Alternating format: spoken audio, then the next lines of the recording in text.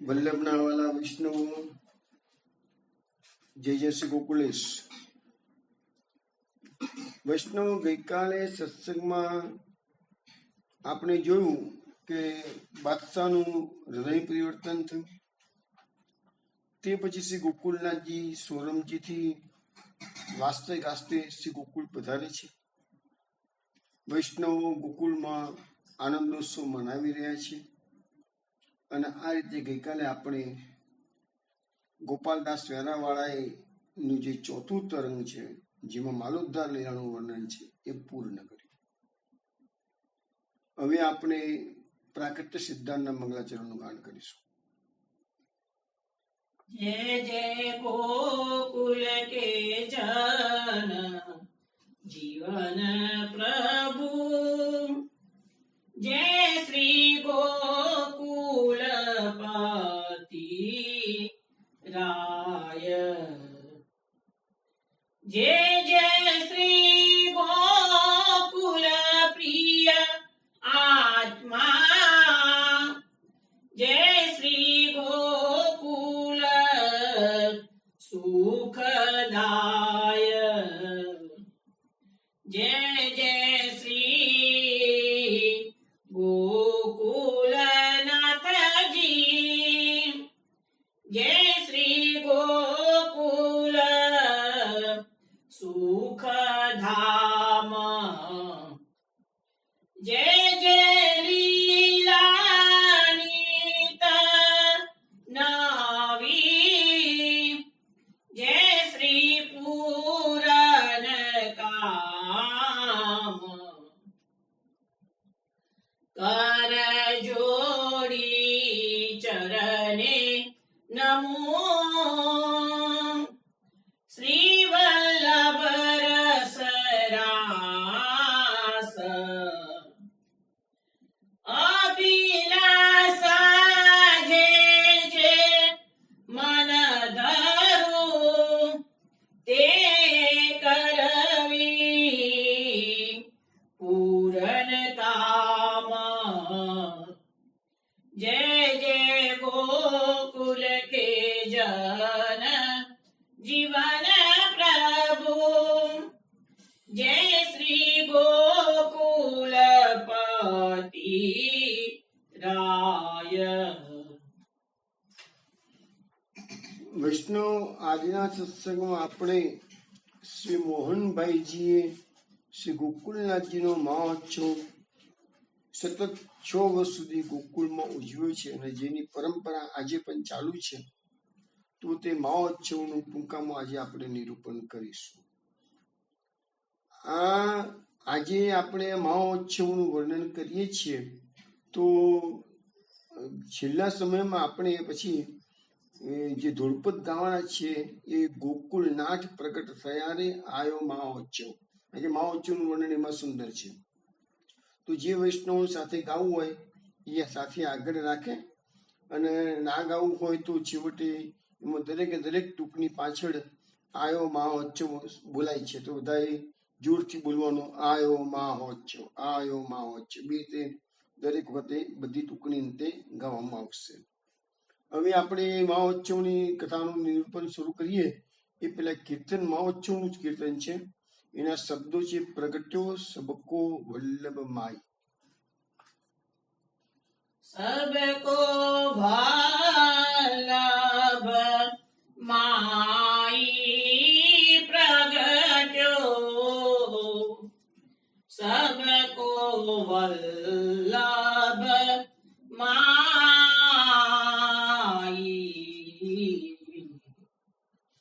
સબકો વલ્લભ માઈ પ્રગટ્યો, સબકો વલ્લભ માઈ,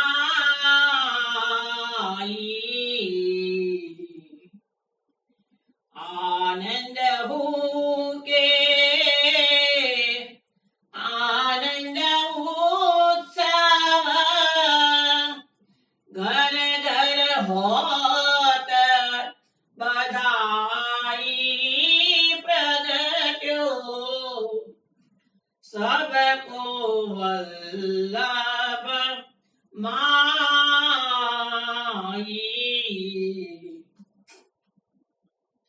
नर नारी मिली नाचत गावत फूली अंगन समाई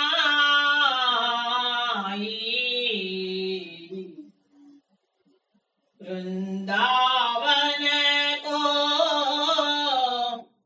चांद श्री वल्लभ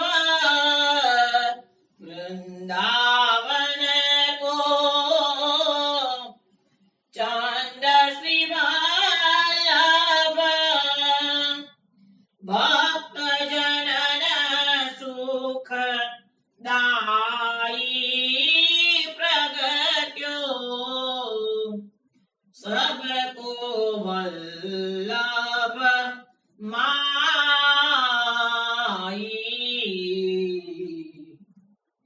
सबको वल्लभ माई प्रगट्यो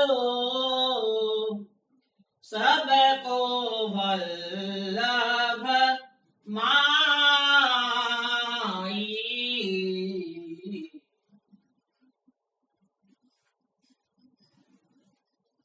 વૈષ્ણવો આ કીર્તન કાનરો રાગમાં શ્રવણ થયું છે તમારે. અને વંદરાવન દાસ આમાં આપણને સમજાવે છે, પ્રગટ્યો સબકો વલ્લભ માઈ. વલ્લભ એટલે બધાના વાલા, પ્રિય. તો બધાના વાલા એવા શ્રી વલ્લભનું આજે પ્રાકટ્ય છે. આનંદ હું કે આનંદ ઉત્સવ. અરે આનંદનો પણ આનંદ એવો ઉત્સવ આજે આવ્યો છે. ઘર ઘર હોત બધાઈ, ઘરે ઘેર બધાઈ ગાન થઈ રહ્યું છે. નર નારી મિલી નાચર ગાવત ફૂલી અંગ ન સમાય. આ મહાઉત્સવ નિમિત્તે નરનારીઓ બધા ભક્તોજનો ભેગા થઈને નાચીને ગાઈ રહ્યા છે. બધાના આનંદનો કોઈ પાર નથી આજે. વંદરાવન કો ચંડ શ્રી વલ્લભ ભક્ત જનન સુખદાયી. વંદરાવન દાસ કહે છે, અમારા વલ્લભ તો ચંદ્ર સમાન છે અને ભક્તોને સુખ આપવા માટે એમનું પ્રાકટ્ય છે. વૈષ્ણવો, હવે આપણે આજે જે મહોત્સવનું વર્ણન કરીશું એમાં ગોકુલભાઈજી કૃત સ્વરૂપાનુભવોત્સવ લીલા નામનો ગ્રંથ લખવામાં આવેલો છે. માર્ગમાં બહુ જાણીતો ગ્રંથ છે અને એમાં 113 માંગલ્યમાં ઘણું જ ડિટેલ્સમાં વર્ણન કરવામાં આવેલું છે. એટલું બધું લઈએ, બધી લીલાનું પૂરેપૂરું વર્ણન તો ઘણો સમય અને ઘણા દિવસો નીકળી જાય. પરંતુ આપણે તો એના મુખ્ય મુદ્દા જે છે એટલાનું જ વાત આજે આપણે કરીશું. હવે ગઈકાલ સુધી આપણે જે જોયું કે મહારાજ તિલકનો દિગ્વિજય થયો, પછી ગોકુલેશ પ્રભુ સોરમજીથી ગોકુળમાં પધાર્યા. એ દિવસ હતો સંવત 1677, વ્રજ ચૈત્ર વદ્દી દસમ અને બુધવાર. હવે એ તો પછી લગભગ લગાટ 20 વર્ષ સુધી ગોકુલનાથજી ગોકુળમાં બિરાજ્યા છે. મહોત્સવ તો દર વર્ષે આવતો હતો, પણ અહીંયા જયારે સોરમજીથી ગોકુળ પધાર્યા અને તરતના તરત જ કહે છે કે એમના બે ભગવતીઓ નાથભાઈ અને કેશવભાઈએ તો મહોત્સવની શરૂઆત તૈયારી કરવાની શરૂ કરી દીધી હતી. હવે બહુ બેટીજીઓ પણ આરંભ કરી દીધો. બધી એ વખતના બીજા વર્ષ અગાઉથી મહોત્સવની તૈયારી શરૂ થાય છે કે છે. હવે નાથભાઈ અને કેશવભાઈએ વિચાર્યું કે ભાઈ આપણાથી તો આ સેવકોની કઈ સેવા બની છે. હજુ તો મોહનભાઈજી ગોકુળમાં પધાર્યા જ નથી. અત્યારે એ પેલા પણ જે ઉજવાય છે એની વાત કરું છું. તો આ નાથભાઈ ને કેશવભાઈ વિચાર્યું તો આપણાથી સેવકોની કઈ સેવા બનતી નથી કે છે. તો આ મહોત્સવના શુભ દિને યથાશક્તિ સેવા આપણે કરીએ કે છે. એટલે એમને ગામમાંથી એ લોકો મોટી કઢાઈ માંગી લાવ્યા. પછી ખાંડ, ચૂર, ઘી વગેરે પોતાના ખર્ચે લાવ્યા. માનભોગ બનાવ્યો છે લાડુની સામગ્રી સિદ્ધ કરી છે અને ત્યાર પછી સર્વ વૈષ્ણવને પ્રેમપૂર્વક પ્રસાદ લેવડાવે છે. અને આ રીતે મહોત્સવનો આનંદ અલૌકિક સુખનો બધાને સંતોષ થયો. તો આ જે એ વખતે સોરમજીથી પધાર્યા, સોરમજીમાં પણ મહોત્સવ ઉજવાયો એની આપણે વાત કરી હતી. ત્યાર પછી બી મહોત્સવ ઉજવાયો છે એની વાત કરી છે. હવે આપણે મોહનભાઈજીની વાત કરીશું. આ મોહનભાઈજીની વાત આપણે પહેલા શરૂઆતના તબક્કામાં થઈ હતી કે ભરૂચમાં દાદા નારાયણજીના જે 5 પુત્રો પૈકી જે ત્રિકમદાસ થઈ ગયા અને એમના પુત્ર છે એ આ મોહનભાઈજી. એ સંબત 1663માં એમનો જન્મ થયો અને ગોકુળનાથજીનું 1697માં લીલા પ્રવેશ થયો. એ સાથે જ એમને લીલા પ્રવેશ કર્યો છે 10 દિવસમાં. એટલે એમનું ભૂતલ પર પ્રાકટ્ય અસ્તિત્વ મોહનભાઈજીનું કેટલું રહ્યું છે તો 34 જ વર્ષ રહ્યું છે ફક્ત. એ 34 વર્ષમાં શરૂઆતનો તબક્કો તો એ પોતે પોતાના વતન ભરૂચમાં રહે છે અને ભરૂચમાં પણ એ કાયમ માટે મહાપ્રભુ ગોકુળનાથજીનો ઉત્સવ માક્ષર સુદ પડવાથી શ્રીજીના પ્રાકટ્યની વધાઈનો પ્રારંભ કરતા અને જીવનના અંતિમ છેલ્લા 7-8 વર્ષ કે 6 વર્ષ એ આગ્રાના રાજ દરબારમાં નોકરી એમને સ્વીકારી હતી અને ત્યાંથી આગ્રાથી દર શનિ રવિ એ ગોકુળ પધારતા. અને જ્યારે શ્રીજીનો ઉત્સવ આવ્યો તો 1692 થી 1697 સુધી એટલે કે સતત 6 વર્ષ સુધી એમને વિશાળ પાયે ભક્તિભાવપૂર્વક આ મહોત્સવની શરૂઆત કરી. ગોકુળનાથજીનો પ્રાગટ્યોત્સવ તો ગુસાઈજી પ્રભુચરણ પણ ઉજવતા હતા, પરંતુ જે મોહનભાઈજી ઉજવે છે ને એની વાત થોડી જુદી હતી. એ વાત આજે આપણે કરીશું. શ્રીજીના જે અંતરંગ ભગવદીઓ ગોકુળભાઈજી અને મોહનભાઈજીએ જે મહોત્સવ અદભુત વર્ણન થયું છે એ ગોકુળભાઈજીએ જે સ્વરૂપાનુભવોત્સવ ગ્રંથ રચ્યો છે જેના મોટા મહોત્સવ તરીકે ગણાય છે એમાં એનું ખૂબ વર્ણન છે. અને મોહનભાઈજીના નાના ભાઈ વલ્લભભાઈએ વલ્લભ રસાલય ગ્રંથ લખ્યો છે. એમાં નાના મહોત્સવ નામે પ્રસિદ્ધ છે. એમાં પણ વર્ણન છે. 2 ગ્રંથો આપણા ચોથા સંપ્રદાયમાં ચોથા ગ્રહની અંદર 2 ગ્રંથો મહોત્સવના અત્યારે છે. વિક્રમ સંવત 1655 ગોકુળભાઈજી છે એ મોહનભાઈજીના કાકા થાય અને દાદા નારાયણના પુત્ર થાય. વિક્રમ સંવત 1685 ની આસપાસ ગોકુળભાઈજી કાયમ માટે ગોકુળમાં આવીને શ્રીજીના ચરણારવિંદની નીચે રહેવા લાગેલા. હવે 6 વર્ષ સુધી મહોત્સવ ઉજવાયો, પણ લખે છે કે સંવત 1696 ના માક્ષર સુધી 7મનો મહોત્સવ એટલે ન ભૂતો ન ભવિષ્યથી. અને એ સમયે પાલકી સિદ્ધ કરાવી અને શ્રીજીને સુખપૂર્વક વિરાજમાન કરીને વાત્સલ્ય ભર્યા વિવિધ મનોરથો મોહનભાઈએ કર્યા હતા.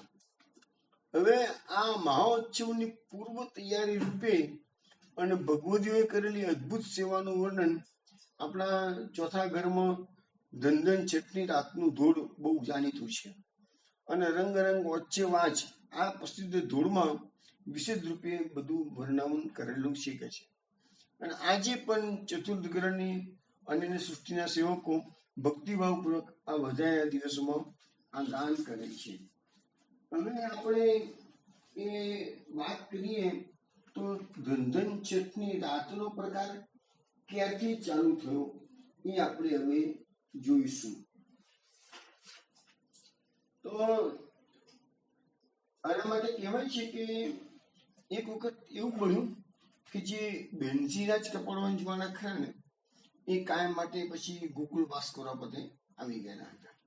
અને બેનજીરાજને ગોકુળનાથજી પ્રત્યે બધા ભગવદીઓને ગોકુળનાથજી પ્રત્યે એટલી બધી આસક્તિ હતી કે પ્રભુના સુખે સુખી અને દુઃખી રહેતા હતા.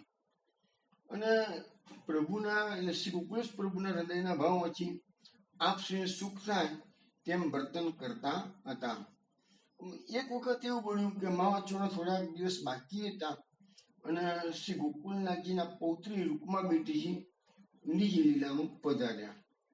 એટલે એ વખતે આ પ્રાકટ્યોત્સવ ઉજવાઈ શકેલો નહીં કે છે. શ્રીજીનું મન લૌકિકમાં તો હતું નહીં કર્યું, પરંતુ ઉત્સવનું મહાસુખ વૈષ્ણવને પ્રતિવર્ષ મળતું એ આ વર્ષે નહીં મળે, તેથી આપ શ્રીના મનમાં ખૂબ દુઃખ થયું કે છે. શ્રીજીનું મન ઉદાસ રહેવા લાગ્યું અને પોતાના ઘરના વ્યક્તિઓની ઈચ્છા હતી નહીં, તો આપ શ્રીનો મન ઉપરથી હાસ્ય આનંદ ઉડી ગયો.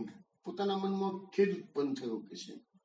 પણ આ વાત વૈષ્ણવ છુપી રહી શકે નહીં, તેથી વિનંતી કરી કે આજે આનંદનો સાગર કેમ લહેરિયા વગરનો થઈ ગયો છે કે છે. એટલે આપે નિશાસો નાખીને ઘર તરફ દ્રષ્ટિ કરી, એટલે વૈષ્ણવ સમજી ગયા કે આજે મહા ઉત્સવ આ વખતે ઉજવાશે નહીં. એટલે શ્રીજી નિરાશ થયેલા છે. અને તેનું કારણ બીજું કશું હતું નહીં કે રૂપમાં બેટીજી નિત્ય નિરાશ થયા હતા. હવે ઉત્સવના દિવસો તો નજીક આવી રહ્યા છે. બીજા વૈષ્ણવે સ્વયં આ ઉત્સવ ઉજવવા માટે શ્રીજીને વિનંતી કરી છે. બસ શ્રીજીએ કહ્યું કે ભાઈ આ ઉત્સવ તો મારા પ્રાકટ્યથી માંડીને ગુસાઈજીના સમયથી અમારા ઘેર થતો આવ્યો છે કે છે. એટલે અમારે ત્યાં જે કોઈ છે તે બધું વૈષ્ણવનું જ છે કે છે, માટે તમે ઉત્સવ કરો તે ના બની શકે છે. બેનજીરાજની વિજ્ઞપ્તિ ભાગ્યના શ્રી મોહનભાઈ જે જાણી અને ત્યારથી આ છઠનો ઉત્સવ શરૂ થયો. હવે એમાં એવું બન્યું કે એ વર્ષે જે દિવસે રૂકમા બેટીજીનું નિત્ય નિરાશ પધારવાનું થયું, એ વર્ષે તો ઉત્સવ ઉજવાયો નહીં, પણ દુઃખ થયું બધાને. અને એમ કરતા કરતા વર્ષ પૂરું પણ થઈ ગયું. પછી અંતરંગ ભગવતીઓના સૌભાગ્યથી ઉત્સવનું બીજું વર્ષ આવીને ઉભું રહ્યું કે છે. અને ભગવતીઓએ અધિકારીજીને કહ્યું કે ભાઈ અમારી એક વિનંતી છે અને તમે શ્રીજીને વિનંતી કરો, અમારી પહોંચાડો વાત કે મહાશિવ ઉત્સવ અંગે જે કદાચ બધાના મનમાં ભીતિ થઈ કે ગોકુલનાથજી અત્યારે કદાચ એક વર્ષ મોડું પૂરું થયું છે, એટલે આ વર્ષે પણ ન ઉજવે કે શું કે છે. એટલે બધાએ કહ્યું કે ભાઈ જે સામગ્રીની જરૂરત હોય એ અમોને આજ્ઞા કરો કે છે. તમારાથી મહા ઉત્સવ કરવાનું મુહૂર્ત પૂર્ણ તો નથી, મહા ઉત્સવ તમે પૂર્ણ કરજો કે છે. વૈષ્ણવે ભગવતીએ કહ્યું કે આમ કહેવાનો અમને સંકોચ તો થાય છે, પરંતુ આવી વિનંતી કર્યા વગર અમે રહી શકતા નથી. એટલે આ વિનંતી બેનજીરાજે કરી, ત્યારે બેનજીરાજનું સ્વરૂપ ભાવાત્મક થઈ ગયું. આનંદે આતુર થઈ કરે ઉચ્ચારજી, રૂપ તદાત્મિક દિશે એનું તેની વાર છે. આ બેનજીરાજની વિનંતી જાણીને અધિકારીજીએ કહ્યું કે ભાઈ પ્રભુને વિનંતી તો કરું, પછી આપ શ્રી કે છે તે પ્રમાણે હું કરીશ. બેનજીરાજના મનમાં ગયા વર્ષે ઉત્સવ ના થઈ શક્યો, તેથી મનમાં પરિતાપ તો હતો. તે પરિતાપ ટાળવા આ વર્ષે બધા વૈષ્ણવ ખૂબ આતુર હતા. આ આતુર પ્રભુએ મનમાં જાણી, એટલે જાણીને પ્રભુના મનનો સંબત મળ્યો એક જીરે. આ બાજુ હું બેટીજીઓએ નક્કી કર્યું કે આ વખતે તો આ ઉત્સવ પર્વ સર્વ વૈષ્ણવને તેડાવા જ છે કે છે. તેથી ભંડારીને બોલાવીને કહી દીધું કે દર વર્ષની જેમ આ વખતે પણ ઉત્તમ સામગ્રી સિદ્ધ કરો, તે પ્રમાણે આ વખતે પણ કરજો કે છે. હવે ઉત્સવના 10-12 દિવસો બાકી રહ્યા. અધિકારી પ્રભુની નજીક બેઠા છે. રાત્રિનો સમય છે. પ્રભુ સિજ્યા પર બેસીને મંદ મંદ હાસ્યામૃત ફેલાવી રહ્યા છે. પ્રભુ પોઢવાની તૈયારીમાં છે. ભક્તો બધા એક પછી એક સર્વે માથું નમાવીને ઘેર જઈ રહ્યા છે. હવે શ્રીજીની નજીકમાં ફક્ત ગોકુળભાઈજી બેઠા છે. બેનજીરાજ અંતરના ભાગમાં દેખાય તેમ બેઠા છે. અને એવા સમયે રતનભાઈ અધિકારીજીએ કહ્યું કે રાજ, હવે ઉત્સવના 7 થી 8 દિવસો જ બાકી રહ્યા છે. ત્યારે આપની શ્રી પ્રસન્ન બોલે હા એટલા જ રહ્યા છે. ત્યારે આપણે ત્યાંથી કેવડાવ્યું છે કે હવે બધા વૈષ્ણવને તેડાવો અને ઉત્સવ માટેની સર્વ સામગ્રી સિદ્ધ કરો કે છે. ત્યારે ગોકુલનાથજીએ શ્રીજીએ કહ્યું કે માણસો અશક્ય છે, એટલે કે અત્યારે આપણી પાસે માણસો પૂરતા છે નહીં કે છે. તો સકડી સી રીતે બનશે? તો એના એમ કરો ને કે તમે બહાર વૈષ્ણવને તેડાવી અને બહાર પૂરીને શાક કરાવો અને વૈષ્ણવને સકડીમાં પ્રસાદ લીવડાવો કે છે. ત્યારે સકડી નહીં બની શકે છે. અધિકારીજીએ વિનંતી કરી મહારાજ ઘરમાંથી જ ખાસ આગ્રહ છે કે વૈષ્ણવને સગડે મહાપ્રસાદ લેવડાવવું જોઈએ કે છે આ વર્ષે તો કે છે. શ્રીજી આ વચન સાથે પ્રસન્ન થયા અને કહ્યું કે જો ઘરના માણસો આ ઉત્સવમાં આ રીતે એ ભાગ લેતા હોય એને તો એનાથી ઉત્તમ બીજું શું છે કે છે. એટલે પછી રતનભાઈએ બેનજીરાજની વિનંતી કરી કે બેનજીરાજનો આ પ્રસંગ એવો છે, બેનજીરાજને બધું ઉઠાવવા તૈયાર છે ખરા બધું મનોરથ એમનું છે કે છે. તેને આપસી એનો ઉત્તર આપતા કહ્યું, એ વચન સુની બોલ્યા મહારાજ અધિરાજ રે, કબહુ નહીં શક્યો હું વેરે એસી આજરે. મહારાજ અધિરાજ શ્રી ગોકુલનાથજી જવાબ આપતા કીધું અધિકારીને કે એવું તો આજ સુધી બન્યું નથી. કે શું નથી બન્યું? એ ઉત્સવ તો સદા હમકું એ કર્તવ્ય નિત્ય જીરે, શ્રી ગુસાઈજી કરત આયરી કરી પ્રત્ય જીરે. અરે આ ઉત્સવ તો અમારું કર્તવ્ય છે કે છે અને શ્રી ગુસાઈજીના સમયમાંથી જ અમે એને કરતા આવ્યા છીએ. અમે ઉત્સવ કુતબ ઉત્સવ કરી જાને રે, જબ વૈષ્ણવ પ્રસાદ લે તભી સુખ માને જીરે. અમે તો ઉત્સવને ત્યારે જ ઉત્સવ કહીએ કે જ્યારે વૈષ્ણવ પધારે અને પ્રસાદ લે ત્યારે જ અમને સુખ થાય કે છે. बिना वैष्णव का उत्सव लागे सब वृक्ष जीरे, उत्सव तभी कहिए वैष्णव होवे जीरे. अरे वगैर वैष्णवे ઉત્સવ થશે જ કેવી રીતે? એ તો રૂખો લાગશે કે છે. ઉત્સવ તો ત્યારે જ કહેવાય કે વૈષ્ણવ એમાં ભાગ લે છે. महास्य उत्सव किया सबको को जीरे, बिनु बोले बोले आवत है सबको जीरे. અને મહા ઉત્સવની આશા રાખીને તો બધા વૈષ્ણવ દૂર દૂરથી બેઠા હોય છે કે છે અને વગર બોલાવે તો મહા ઉત્સવમાં ભાગ લેવા માટે અહીંયા પધારે છે કે છે. તાતે સબ સામગ્રી હોવે આજ જીરે, હમારે હે સો વૈષ્ણવ કો હે જીરે. તો પછી કે છે કે આ સામગ્રી બધી તમે રીતે કરો કે છે અને અમારી પાસે જે કઈ છે એ તો વૈષ્ણવનું જ છે કે છે. એટલે વૈષ્ણવ અલગથી બેનજીરાજનો મનોરથ સિદ્ધ કરવાની વાત કરશો નહીં. આમ શ્રી ગોકુલેશ પ્રભુએ શ્રી ગુસાઈજી પ્રતિ વર્ષ ઉત્સવ કરતા આવ્યા છે, માટે આ ઉત્સવ અમારા ઘરથી જ થવો જોઈએ એમ કહી ભક્ત બેનજીરાજની માગણી સ્વીકારી નહીં. અને ઠાકોરની ઈચ્છાથી મોહનભાઈને છઠ જે ભાગ્ય આવવાથી તેમને શુદ્ધિ છઠના દિવસે સર્વ વૈષ્ણવને હવે બેનજીરાજની ઈચ્છા હતી, ગોકુલનાથજી ના પડી એટલે મોહનભાઈજી બીજો રસ્તો કર્યો. મોહનભાઈજી કીધું કે છઠનો દિવસ અમે ઉજવીશું કે છે વૈષ્ણવ તરફથી કે છે. એટલે છઠના દિવસે સર્વ વૈષ્ણવને મોહનભાઈજીએ પોતાના ઘેર તેડ્યા, ભક્તોને કેસર સ્નાન કરાવ્યું, ભક્તોને કેસરે સ્નાન કરાવ્યું, મહાપ્રસાદ લેવડાયો, પહેરામણી કરી અને બેનજીરાજનો મનોરથ પૂર્ણ કર્યો.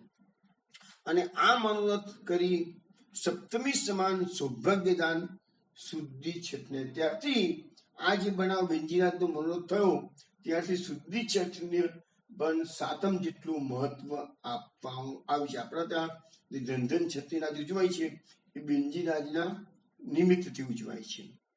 આમ શુદ્ધિ છઠને આ માન પ્રતિ વર્ષે પ્રાપ્ત થવા લાગ્યું અને માક્ષ શુદ્ધિ છઠ તેમજ સાતમી પ્રાકટ્ય ઉત્સવ મોહનભાઈજી તેમજ બેનજીરાજની કૃપાથી પૂર્ણ સંપન્ન થાય છે. હવે મોહનભાઈજીએ માક્ષ સુદ છઠના રોજ ભગવતીઓને પોતાના ઘેર તેડ્યા છે, તેલાભ્યંગ કરી કેસર રસે સ્નાન કરાવ્યું છે, ચરણામૃત તેમને લીધું છે, પહેરામણી કરી ભગવતીઓને મહાપ્રસાદ લેવડાવ્યો છે, 10 દોના ખીર આપી 10 પ્રકારની ભક્તિનું દાન ભાગ્યરાશે ભગવતીઓને આપ્યું છે અને શુદ્ધિ છઠને સાતમ જેટલું મહાત્મા આપી સાતમ સમાન સૌભાગ્યનું દાન શુદ્ધિ છઠને આપ્યું છે. અને ત્યાર પછી આ શુદ્ધિ છઠ્ઠે આ માન પ્રતિદિન પ્રતિવર્ષ થવા લાગ્યું છે. હવે આ રીતે આપણે જોયું તો માક્ષ સુદ છઠ અને સાતમનો પ્રાકટ્યોત્સવ મહોત્સવ ઉજવાય છે એ મોહનભાઈજી અને બેનજીરાજની કૃપાથી. ધૂળપદમાં પણ તમને બધા નામો આવે છે આપણે જોઈશું. હવે વિક્રમ સંવત 1692 થી 1697 લાખ લગા 6 વર્ષ સુધી આ મહોત્સવ જો આવ્યો ને 1697 માં, તો પછી એમને આસુર મૂલ્યાસ જે કરી. આ બંને મહોત્સવ પ્રતિવર્ષ વૈષ્ણવ આજે પણ ઉજવે છે કે છે. હવે જે ગોકુળભાઈજીએ આ મહોત્સવનું વર્ણન કરતું જે પુસ્તક લખ્યું છે, ગ્રંથ લખ્યું છે, એ સ્વરૂપાનુભવોત્સવ રસલીલા ગ્રંથમાં કુલ 113 માંગલ્ય છે. હવે આ ગોકુળભાઈજી પ્રથમ માંગલ્યમાં મંગલાચરણ કર્યું છે. પછીના 4 માંગલ્યમાં મહા ઉત્સવ સંક્ષિપ્તમાં કહ્યું છે. પછી 11 માસની લીલાના 25 માંગલ્યમાં કયા છે. આમ કુલ 113 માંથી 30 માંગલ્ય થયા. પછી માક્ષ સુધી 5મ સુધી ભગવદીઓ ઘેર મંડપ બાંધે છે, સામગ્રી સિદ્ધ કરે છે, સોના રૂપાના પાત્રો તેમજ આભૂષણો ઠાકોરજી માટે ઘડાવે છે. એ બધી વાતો આવે છે. પહેરામણીના વસ્ત્રો ગામે ગામ પરદેશથી મંગાવી સીવડાવી માંગલ્ય કેસર રસે રંગે છે. શ્રીજીની આયુ વૃદ્ધિ માટે ગોદાન વિધિ પણ વૈષ્ણવો કરે છે. ઠાકોરજીના ભોજનનો થાળ 60 તોલા સોનાનો, જો આ મોહનભાઈજી કેવી તૈયારી કરી છે કે શ્રીજીના માટે ભોજન કરવા માટે સોનાનો થાળ બનાવવામાં આવ્યો છે.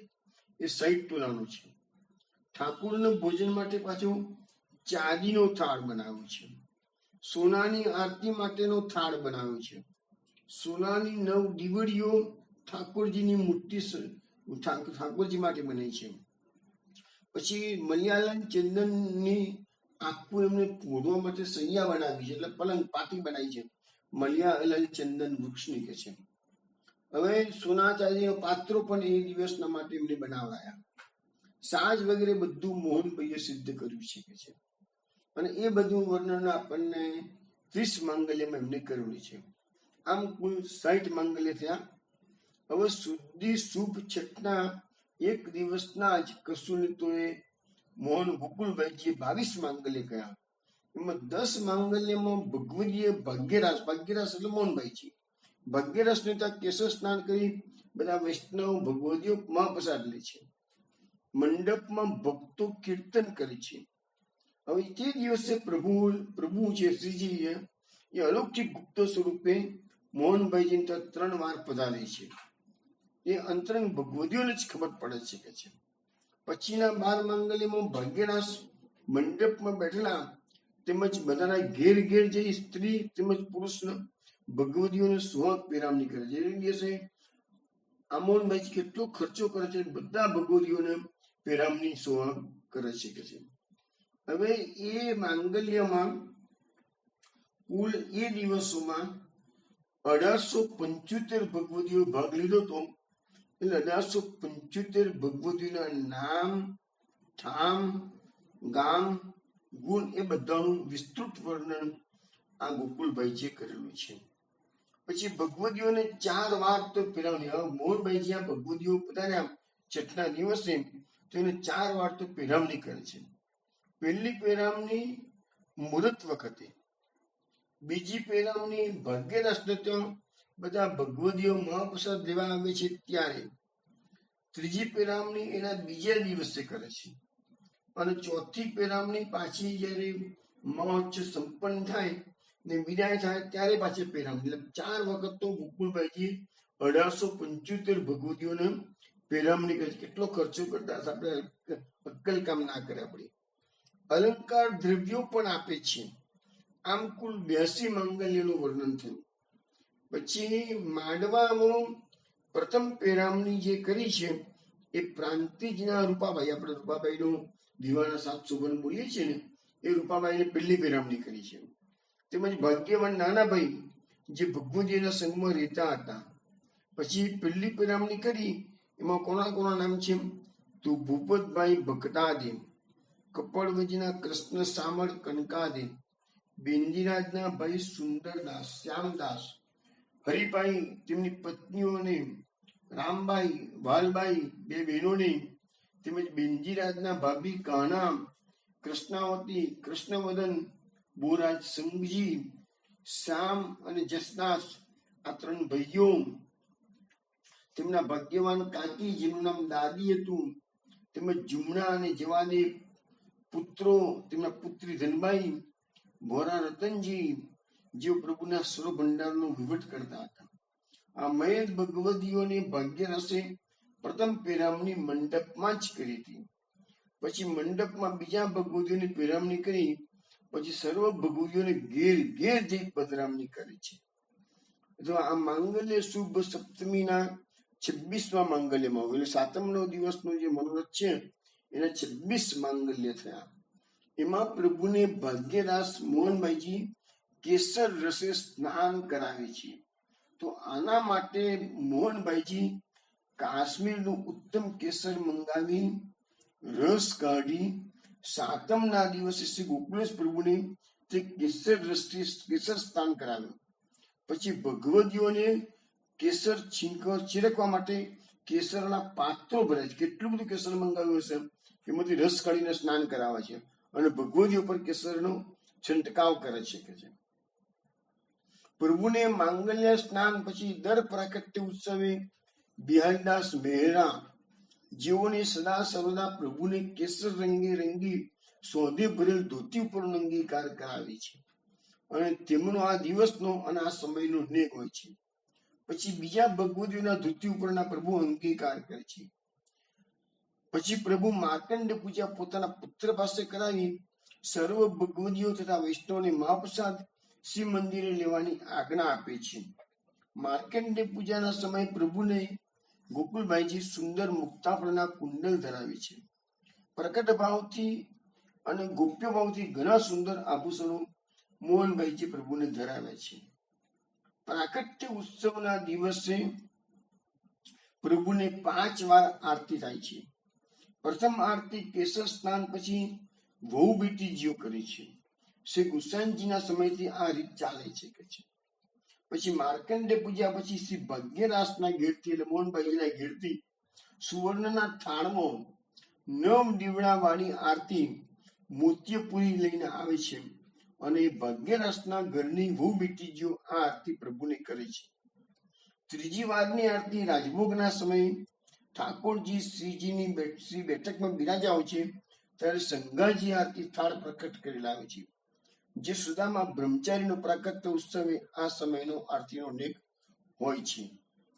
ચોથી વારની આરતી પ્રાકટ્ય સમયે ભગવદીઓને પ્રભુ બાળ સ્વરૂપના દર્શન આપે છે ત્યારે ઘરની વહુ બેટીજીઓ આરતી પ્રકટ કરી લાવે છે. પાંચમી વારની આરતી પ્રભુ રાત્રિએ સુખ સૈયા પર બિરાજા હોય છે ત્યારે ભક્તો આરતી પ્રકટ કરી લાવે છે. એ મનોરથની આરતી છે. અને ભાગ્યવાન ભગવદીઓને રાત્રિએ ગુદ લીલા રસનું અલૌકિક દાન કરે છે. આમ 26 માંગલ્ય કયા. આમ કુલ 108 માંગલ્ય થયા. હવે અષ્ટમીનો દિવસ આવ્યો. અષ્ટમીના 4 માંગલ્યમાં ભગવદીઓ ફરી શ્રી મંદિરે મહાપ્રસાદ લેવા પધારે છે. તેમજ બહારગામના ભગવદીઓ પ્રભુની આજ્ઞાથી ઘેર જવા માંગે છે. પ્રભુ તેમને પ્રસાદ બીડા આપી સન્માન સહિત જવાની આજ્ઞા આપે છે તથા ઉપસોમવારનું એક માંગલ્ય કહી અને આમ કહી ગોકુલભાઈજીએ કુલ 113 માંગલ્યમાં આ મહોત્સવની લીલાનું વર્ણન કર્યું છે. હવે એ મહેત ભક્ત ગોકુલભાઈજી દીનતાથી લખે છે અને લખે છે કે જેવો અનુભવ પ્રભુએ અને મહેત ભક્તોએ મને કરાયો તેવો આ લખવાનો મેં પ્રયત્ન કર્યો છે. જે મહા ઉત્સવનું દાન પ્રભુએ મને કર્યું તે રસ બહારમાંથી બહાર ઉચ્છલિત થઈને લેખન દ્વારા તે પ્રસિદ્ધ કર્યું છું કે છે. આનું વિવરણ કરવાનું કોનું સામર્થ્ય નથી, પરંતુ મારા વાલાની કૃપા થાય તો જ આ વિવરણ શક્ય બને. આ રસભર્યા મહાસાગરમાંથી એક ખોબા જેટલું જે પાન કરશે તેને ત્યારે તે સમયની સુરતી મહેત કૃપાએ થશે. જે મહારસ સર્વને દેખાતો નથી, પરંતુ જેઓ આ ગ્રંથનું મહેત કૃપા મળે પાન કરશે તેને જ આ મહારસનો પ્રભુ ઈચ્છાથી તેમજ મહેત કૃપાથી અનુભવ થશે. તેમજ આ ગ્રંથ જે કોઈ ગાશે કે સાંભળશે તેને પણ મહાપ્રભુ મહા ઉત્સવના સમયને લીલાનું દાન કરશે. તેમજ પોતાની લીલાશે સુખનું દાન કરશે અને સદા સર્વદા શ્રવણ કરવાથી શ્રી ગોકુળપતિ સ્વરૂપનું તેને દાન આપશે. અને આ રીતે આ 113 માંગલ્યમાં આ ગ્રંથમાં લીલાનું વર્ણન કર્યું છે એ પૂર્ણ થયું. હવે આ 113 માંગલ્યમાં 2 નંબરના માંગલ્યથી 5 માંગલ્ય સુધીમાં પાછું આ લીલાનું સંક્ષિપ્ત વર્ણન પણ કરવામાં આવ્યું છે. પરંતુ 83મા માંગલ્યમાં ગોકુળનાથજીના સ્વરૂપ વિશે થોડી વાત કરી છે. એ આ વાત આપણે કરી લઈએ. આ મહામાંગલ્ય રૂપ મહાશિવ ઉત્સવને તો સર્વ ઉત્સવમાં સર્વોપરી માનવામાં આવે છે. જે મહામાંગલ્ય ફળનું દાન આ ઉત્સવે ભક્તો પામી રહ્યા છે એવો પરમ મહામાંગલ્ય દિવસ આજે માંગલ્ય શુભ ફળ લઈને આવે છે. જે ભક્તો અપાર આનંદ લઈને પોતાના મનના ઈચ્છિત મનોરથો આજે પૂર્ણ કરી રહ્યા છે. ધન્ય ધન્ય આ મહામાંગલ્ય દિવસ આજે પ્રભુએ ભૂતલ પર પ્રકટ થઈ તેને પોતાના સરખો કરી સૌભાગ્ય મનથી ભર્યો. આ અગણિત આનંદ ઉત્સાહ મને એટલે કે ગોકુળભાઈજી લખે છે મને પણ થયો અને મહેત કૃપા બને મેળવવા ભાગ્ય પડ્યું. તેથી મહેત કૃપાથી જ આ માંગલ્ય પ્રાકટ્ય ઉત્સવ લખવા મારી બુદ્ધિ તેજ થઈ. મહાભાગ્યવંતી સપ્તમી તુને સૌભાગ્યવતી સખી તારા સખી અમુ સર્વને આનંદ ઉપજ્યો. તેથી જન્મો જન્મ અમે હવે એના આ ઉત્સવના ઋણી રહીશું કે છે. અને અઋણી એટલે કે કદાપી નહીં થઈએ એટલે કે ઋણમાંથી મુક્ત અમે કદાપી થઈ શકીશું નહીં, કારણ કે આ રસ એમને મળ્યો છે કે છે. તારા સૌભાગ્ય સપ્તમીને કે છે તારા સૌભાગ્યની શું વાત કરીએ. પ્રભુએ સ્વઈચ્છાએ તને અચલ દાન કર્યું. તે સૌભાગ્યની પદવી સૌભાગ્ય વેતા જાણે, જીવ શું જાણે. આવી આ અચલ સૌભાગ્યવતી સપ્તમીનું મેં ટૂંકમાં સ્વરૂપ કહ્યું. હવે મહાપ્રભુ શ્રી ગોકુલેશજીનું સ્વરૂપ મેં પ્રકટમાં જે અનુભવ્યું છે એ હું કહું છું. હવે ગોકુળનાથજીના સ્વરૂપની વાત કરે છે. આવું પ્રાગટ્ય ભવિષ્યમાં નહીં થાય. આવું પ્રાગટ્ય ભૂતકાળમાં થયું નથી. આવું પ્રાગટ્ય ફક્ત વર્તમાન સમયમાં થયું છે. જે રૂક્ષ્મણી નંદન રત્નરૂપ શ્રી ગોકુળનો ધણી શ્રી ગોકુળમાં વસી રહ્યા છે એમનું અસાધારણ સ્વરૂપનું વર્ણન કેવી રીતે કરી શકાય, પરંતુ મહેત કૃપા થવાથી આનંદમય થઈ હું વર્ણન કરું છું. જે મહેત કૃપા સાથે મેં અનુભવ કર્યો, જે અતિ દિવ્ય જળહળતું સ્વરૂપ મેં જોયું તે હે સખી હું તને કહું છું. તેઓ અતિ પરમ સુંદર રસિક શિરોમણી છે. મનને મોહી લેનાર મનમોહક સ્વરૂપ પણ આ શ્રી ગોકુલેશજી છે. જેમના એક એક શ્રીઅંગ સુખદાયક છે. જે માંગલ્ય રસિકજનોના મનોરથો પૂર્ણ કરી તેમને ઈચ્છિત દાન કરી રહ્યા છે. અને શ્રી ચરણારવિંદ એટલા બધા શીતલ અને સુખદાયક છે એ ભક્તોના ત્રિવિધ પ્રકારના તાપનું નિરાવરણ કરી પોતાની પ્રેરતિનું ભક્તોને દાન આપે છે. અંગુલીધર સુહાગ્ર્યા રસરૂપ છે. નખચંદ્રિકા ચંદ્રના પ્રકાશ કરતા ઘણા જ અધિક પ્રકાશમય છે. એવા ચરણ કમળનો ભક્તના હૃદયમાં વસી રહ્યા છે. અને જે ભાગ્યવાન રસિકજનો જે આ રસના રસિયા છે તે તેનો મધુર સ્વાદ લઈ રહ્યા છે. પછી આ 83મા માંગલ્યમાં ગોકુળનાથજીના સ્વરૂપનું ઘણું વિસ્તૃત વર્ણન છે જે આપણે અત્યારે લેતા નથી. પરંતુ આ મહોત્સવનું જે સ્વરૂપ છે એના માટે કન્યા પ્રભુ એક વચનામૃત છે એ હું તમને વૈષ્ણવ શ્રવણ કરાવું છું. એક સમયે શ્રી ગોકુળમાં પોતાની બેઠકમાં શ્રી કન્યા પ્રભુ બિરાજી રહ્યા હતા. ત્યારે વાર્તા પ્રસંગ ચાલી રહ્યો હતો. ત્યારે એક વૈષ્ણવે વિનંતી કરી કે રાજ, શ્રી જન્માષ્ટમીનો ઉત્સવ કહેવાય, શ્રી મહાપ્રભુજીનો ઉત્સવ કહેવાય, શ્રી ગુસાઈજીનો ઉત્સવ કહેવાય, તો શ્રી ગોકુળનાથજીનો મહોત્સવ કેમ કહેવાય છે? તો કૃપા કરીને સમજાવો. ત્યારે આપ શ્રી પ્રસન્નતાથી આજ્ઞા કરી કે વૈષ્ણવ તમે તે જાણીને શું કરશો કે છે. ત્યારે તેને ફરીથી વિનંતી કરી, કૃપાનાથ આપને સમજાવો તો બીજું કોણ સમજાવશે? અમે તો આપના જ છીએ, તેથી કૃપા કરીને આ વાત અમને શ્રવણ કરાવો. ત્યારે પ્રસન્ન થઈને કન્યા પ્રભુએ આજ્ઞા કરી કે જે મહાશબ્દ છે તે વિશેષતાના અર્થમાં છે, જેમ કે મહાભોગ, મહાનિશા, મહારાસ, મહાપ્રભુ. એવી રીતે શ્રી પૂર્ણ પુરુષોત્તમ સાક્ષાત પુષ્ટિ રસાત્મક પ્રભુનું પ્રાકટ્ય થાય ત્યારે જ આ મહાશબ્દનો પ્રયોગ થઈ શકે. શ્રાવણ માસની શુદ્ધિ એકાદશી, પવિત્ર એકાદશી રાત્રિએ સાક્ષાત પ્રભુ પ્રગટ થયા, તેથી એ મહાનિશા થઈ કહેવાય. એવી રીતે શ્રી કૃષ્ણ રસાત્મક પ્રભુ જન્માષ્ટમીએ પ્રગટ થયા, તે પ્રભુનું સ્વરૂપ બ્રજભક્તોના ભાવાત્મક સ્વરૂપ, જેના ભાવથી ભોગ સમર્પવામાં આવ્યું, તે મહાભોગ થયું કહેવાય. રાત્રે દેવો એમને ખબર છે, જન્માષ્ટમી દિવસ રાત્રે પ્રાકટ્ય પછી દેવો 4 વખત એમનો ભોગ આવે છે, મહાભોગ કે છે.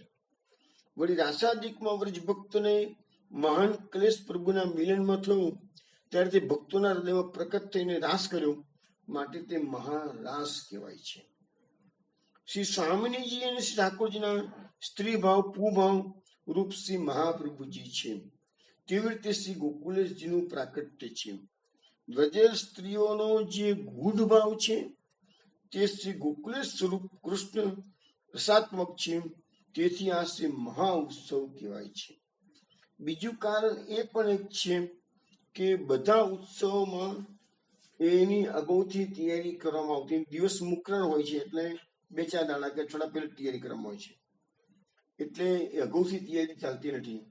પણ આ ગોકુળનાથજીનો મહોત્સવ એ માક્ષ શુદ્ધિ સાતમે પૂર્ણ થાય કે તરત જ માક્ષ શુદ્ધિ આઠમથી અગાઉના ઉત્સવની તૈયારી શરૂ થતી હતી કે છે. અને એ ઉત્સવની તૈયારી મોહનભાઈજી 12 માસ સુધી કરતા, દર વર્ષે આવું ચાલતું કે છે. એટલે મોહનભાઈજીની કૃતિથી અને તેમના ભાવથી આ ગોકુળનાથજીનો ઉત્સવ એ મહા ઉત્સવ કહેવાય છે. તો આ મહા ઉત્સવનું કારણ કન્યા પ્રભુએ જે સમજાવ્યું છે એ આપણને શ્રવણ કરાવ્યું. હવે જે સ્વરૂપાનુભવોત્સવ લીલાનું પુસ્તક છે, એમાં 113 માંગણી તો ઘણું મોટું છે, 222 જેટલા લગભગ પાના છે, એટલે મેં ટૂંકામાં વર્ણન કર્યું છે. પરંતુ આપણે મહોત્સવના ઘણા પદોમાં એનું વર્ણન આવે છે, તો આપણે એક પદ આજે લઈએ છીએ. ત્યારે મહોત્સવનું ગોકુળનાથ પ્રગટ થયો રે આયો મહોત્સવ. જે વૈષ્ણવ પાસે પુસ્તક હાથમાં હોય, આયો મહોત્સવનું જે પુસ્તક ગોકુળથી પ્રગટ થયું છે, એમાં આ પદ છે. અને જેને ના ફાવતું હોય, ના હોય હાથમાં, તો આયો મહોત્સવ એટલું બોલશો દરેક વખતે ટૂંકને અંતે, તો પછી તમારી ઈચ્છા. શ્રી ગોકુલનાથ પ્રગટ થયા રે આયો મહોત્સવ, મારા તનના તાપ ગયા રે આયો મહોત્સવ, સખીઓ સર્વે મળીને ઘેરે આવો રે આયો મહોત્સવ, મોતીના ચોક પુરાવો રે આયો મહોત્સવ, કંકુના કાંતા દેવરાવો રે આયો મહોત્સવ, મંગલ કલ સબરાવો રે આયો મહોત્સવ, કલલીના સ્તંભ રોપાવો રે આયો મહોત્સવ, તરિયા તોરણ બંધાવો રે આયો મહોત્સવ, રૂડા મંડપ રચાવો રે આયો મહોત્સવ, ચીરના ચંદરવા બંધાવો રે આયો મહોત્સવ, શેરીએ કાચ જડાવો રે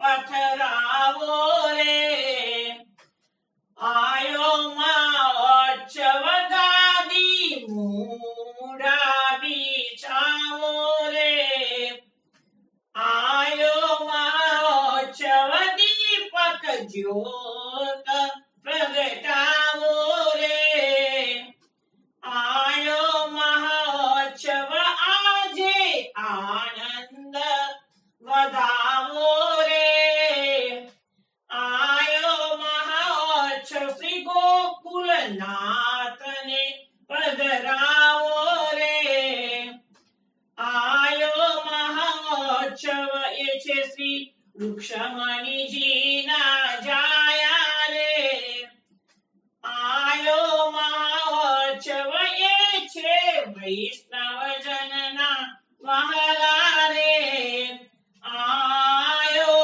મહોત્સવ એ છે શ્રી વિઠ્ઠલનાથજીના લાલા રે આયો મહોત્સવ વાલે પુષ્ટિ પ્રાગટ કીધું રે આયો મહોત્સવ વાલે ભક્તોને દાન દીધું રે આયો મહોત્સવ વાલે બ્રજમાં પૂર્યો વાસ રે આયો મહોત્સવ જન્ય શુદ્ધિ સાતમ મકસર માસ રે આયો મહોત્સવ વાલે સૌની પૂરી આસ રે આયો મહોત્સવ બલિહારી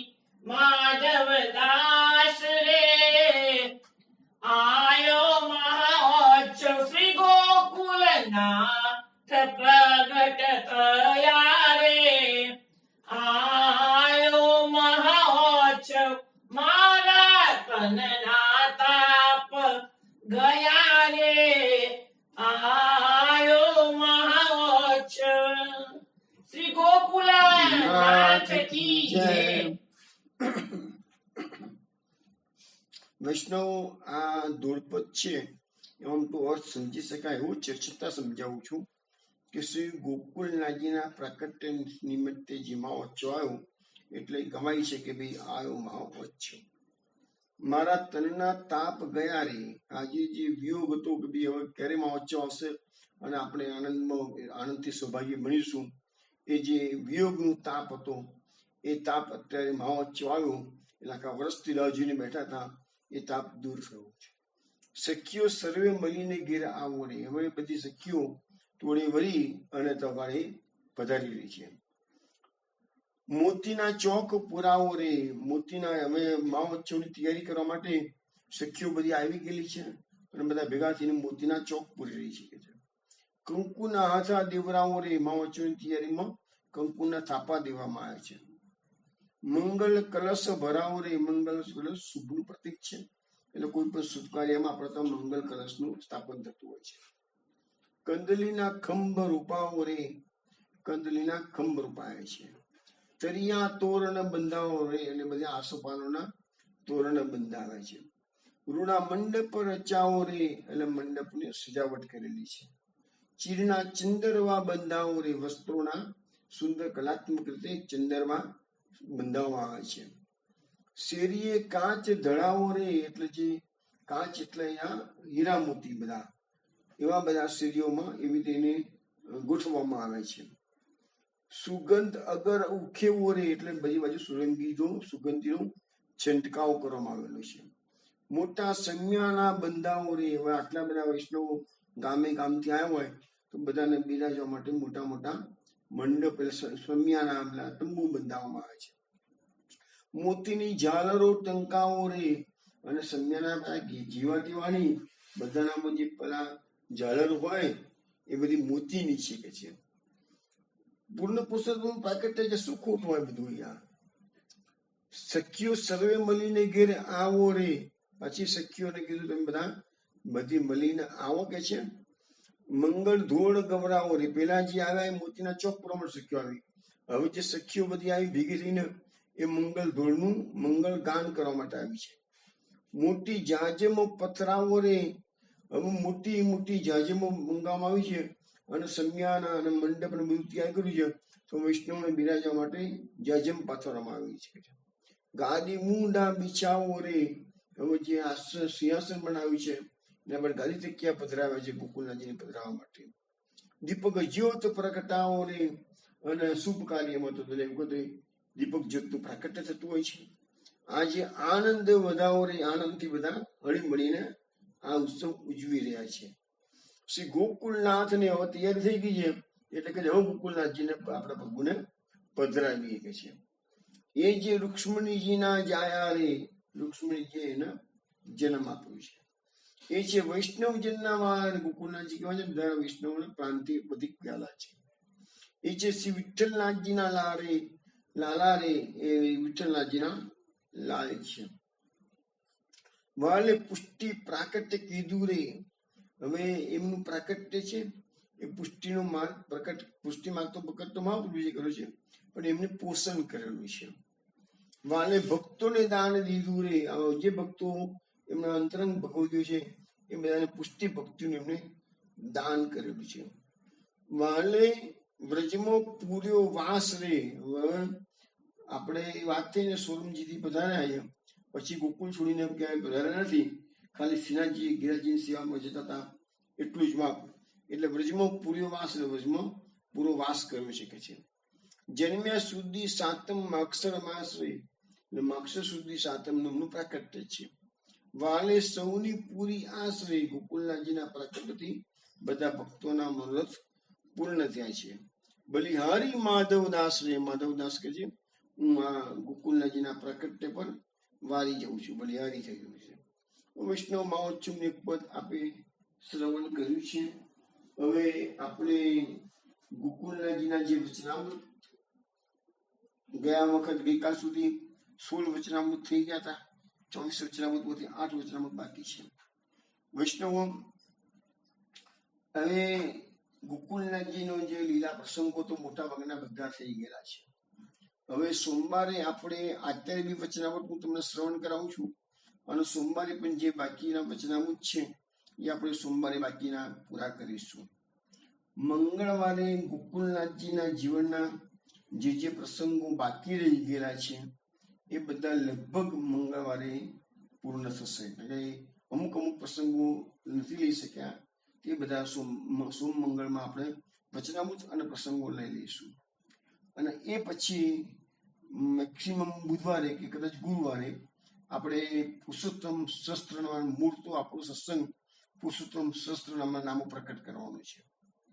એ સોરી, પ્રકટ તો કરેલા છે મહાપ્રભુજીએ, પણ એ કેવી રીતે પ્રકટ કર્યા છે એ સમજવાનું છે. હવે મેં તમને વચમાં વાત કરી, આજે ફરીથી વાત કરેલું છું કે હું આ વીકના અંતમાં રાસ પંચાયતના 173 શ્લોકો મહાપ્રભુજી પ્રમાણે છે. જો હું જે PDF મોકલીશ એની બધા પ્રિન્ટ આઉટ કરાવવાની છે.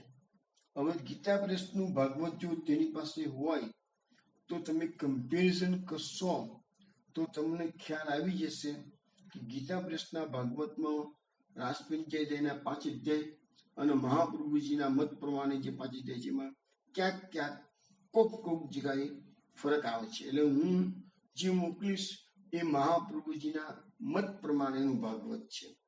સોલાથી કૃષ્ણ શંકર શાસ્ત્રીએ બી એ ભાગવત પ્રકટ કર્યું છે, અને નડિયાદવાળા નવનીત શાસ્ત્રીજીએ પણ એ ભાગવત પ્રકટ કર્યું છે. પાટણથી જે ભાગવત પ્રકટ થયેલું છે એ પાટણના ભાગવતો માત્ર ગુજરાતી ભાષાંતર છે, ઓરિજિનલ સંસ્કૃત શ્લોકો પૂરેપૂરા નથી. પહેલો છેલ્લો દરેક અધ્યાયનો પહેલો છેલ્લો શ્લોક એ લોકો આપે છે, પણ બધું નથી.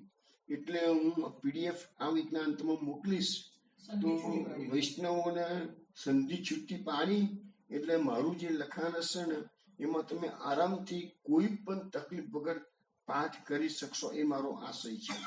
પણ તમે જો ગીતા પ્રેસ સાથે કમ્પેરિઝન કરશો અને ડિફરન્સ દેખાશે તો ખચકાશો નહીં, કે ગીતા પ્રેસનું જે ભાગવત છે એ શ્રીધરી ટીકા પ્રમાણે, શ્રીધર સ્વામીના પ્રમાણે એ લોકો તૈયાર કરેલું છે, અને આપણે પુષ્ટિ માર્ગમાં આપણે મહાપ્રભુજીના મત પ્રમાણે ચાલીએ છીએ.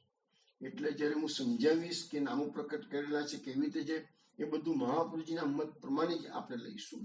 આપણે શ્રીધરમાં શું બહુ મોટો તફાવત નથી, ક્યાંક ક્યાંક ક્યાંક તકલીફ થોડી ઘણી ડિફરન્સ પડે છે, પણ વૈષ્ણવ મેં અગાઉથી એટલા માટે કીધું કે ડિફરન્સ પડતો હોય તેવું ના માનશો કે આવું કેમ થયું છે, એ તમને અગાઉથી એટલે ચેતવી દીધા છે. તો આવતા વીકમાં તમે આ બધી પ્રિન્ટઆઉટ હાથમાં રાખજો અને દરેક શ્લોકની પ્રેક્ટિસ કરાવીશું. તો દરેક વૈષ્ણવોની વિનંતી છે કે જ્યારે જ્યારે જીવનમાં અનુકૂળ આવે અને આ પાઠ તમે ઇન્ડિપેન્ડન્ટ કરી શકો, એ મારો આશય છે. ચલો હવે વચનામૃતની વાત આપણે કરતા હતા, તો 17મું વચનામૃત લઈએ છીએ. હવે શ્રી ગોકુળનાથજી કલ્યાણ ભટ્ટ પ્રતિ આજ્ઞા કરતા ભગવદીઓના લક્ષણ જણાવે. ગઈકાલે આપણે વાત થઈ હતી ને, મેં કીધું ભગવદીઓ કોને કહેવાય એ વાત આપણે પછી કરીશું. તે વાત આજે આવી. વૈષ્ણવે પુષ્ટિ માર્ગને સર્વોપરી જાણવો. પુષ્ટિ માર્ગ સર્વોપરી માર્ગ છે એવું ક્યારેય સમજાય કે જયારે પુષ્ટિ માર્ગીય ભગવદીઓનો સંગ પ્રાપ્ત થાય ત્યારે. ભગવદીઓના વચનમાં દીનતાપૂર્વક વિશ્વાસ રાખે તો જ ફળની સિદ્ધિ થાય. ભગવદીઓને લૌકિક જાણવા નહીં, પરંતુ ભગવદીઓના હૃદયમાં પ્રભુ બિરાજે છે, તેથી ભગવદીઓની વાણી, દેહ, મન, સર્વ ઇન્દ્રિયો બધું અલૌકિક જાણવું. પરંતુ ભગવદીઓને અલૌકિક કેવી રીતે જાણવા?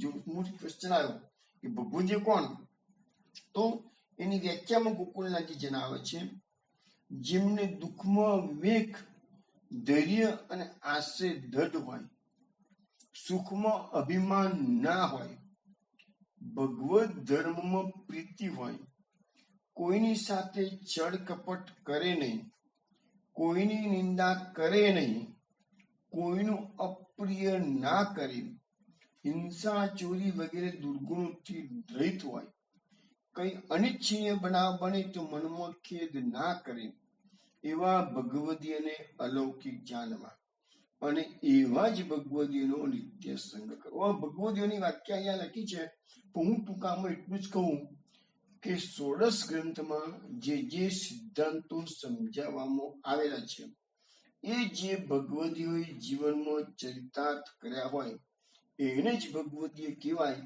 અને એનો જ સંગ કરાય. જેવી રીતે ઠાકોરજીના દર્શનથી પવિત્ર થવાય છે, તેવી રીતે ભગવદીઓના દર્શનથી પણ પવિત્ર થવાય છે.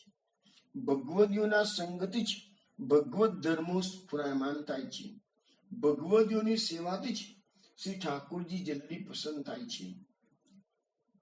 અસમર્પિત અને અન્યાશ્રય ભગવદીઓના સંગમાંથી છૂટી જાય છે. મેઇન વસ્તુ આપણા જે દોષો છે, પંચ દોષોની વાત મહાપુરુષજીએ સિદ્ધાંત રહસ્યમાં કરેલી છે, એનું મુખ્ય કારણ, બીજા બધા દોષો તો સમજ્યા છે 5 પ્રકારના, પણ એ દોષો પાછા આવી જાય છે એનું મુખ્ય કારણ છે કે અસમર્પિત અને અન્યાશ્રય. આ બંને મોટા આપણા બાધક છે. અને દયારામભાઈએ પણ એક પદ ગાયું છે કે તે ભગવદીઓના દર્શન દુર્લભ ભાગ્ય હોય તેને ભેટે. એ પદમાં ભગવદીઓના બધા લક્ષણો આપેલા છે. અસમર્પિત અન્ન લેવાથી એક તો આસુરી બુદ્ધિ ઉત્પન્ન થાય છે અને અન્યાશ્રયથી વૈષ્ણવ ધર્મ પતિવ્રતા ધર્મનો નાશ. આપણે મહાપુરુષજી કીધું છે, કૃષ્ણ એવ ગતિમાં, કૃષ્ણ સિવાય બીજો કોઈ આપણો સ્વામી નથી. અન્યાશ્રય કરનાર અને અસમર્પિત લેનારનો પુષ્ટિ માર્ગમાં અંગીકાર થઈ શકે નહીં અને તેવા જીવો સંસાર ચક્રમાં ભમતા જ રહે શકે છે. મનમાં એમ વિચારવું કે શ્રી હરિ ગુરુ વૈષ્ણવ સેવામાં કઈ અંગીકાર થાય તો જ મારો ઉદ્યમ સફળ લેખાશે, અને આવો ભાવ રાખે તો લૌકિક વ્યવહાર બાધક થાય નહીં કે છે. અને આ પ્રમાણે કુટુંબનું ભરણ પોષણ કરે અને અલૌકિક કાર્યમાં પણ લૌકિક નામથી વ્યવહાર કરે તો ભગવત ધર્મ વધે. એટલે કહેવાનો મતલબ એવો છે કે તમે કોઈ લૌકિક કાર્ય કરો ને પણ તારો ભાવ તો અલૌકિક જ હોવો જોઈએ.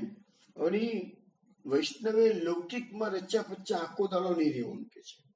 રાજભોગથી ઉત્થાપન વચ્ચેનો જે સમય હોય એના અનવસરમાં વ્યાવૃત્તિ કરવાની કે છે.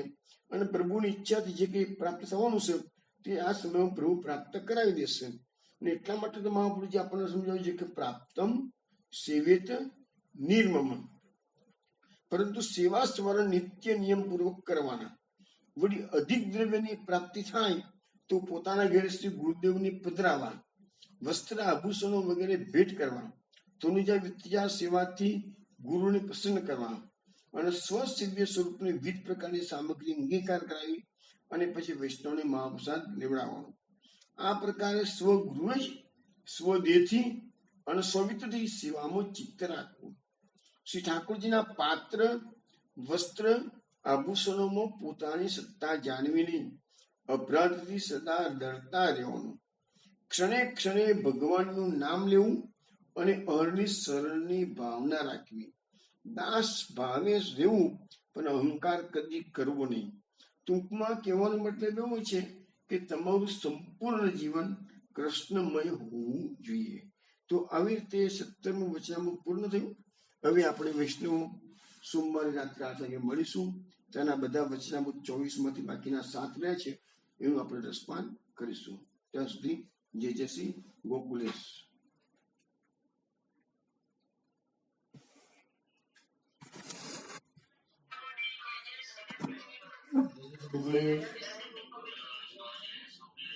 જય શ્રી ગોકુલેશ. જય શ્રી ગોકુલેશ.